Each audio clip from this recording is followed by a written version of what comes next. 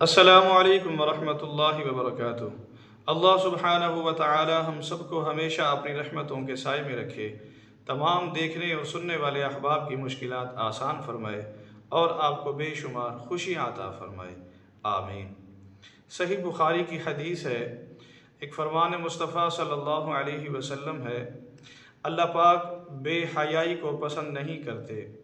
حضرت عبداللہ بن مسعود رضی اللہ تعالی عنہ سے روایت ہے کہ رسول پاک علیہ السلام نے فرمایا، اللہ تعالی سے زیادہ اور کوئی غیرت مند نہیں ہے، اسی لیے اس نے بے حیاؤں کو حرام کیا، خواہ ظاہر میں ہو یا پوشیدہ، اور اللہ تعالی سے زیادہ اپنی مداح کو پسند کرنے والا اور کوئی نہیں، اسی لیے اس نے اپنے نفس کی خود تعریف کی ہے۔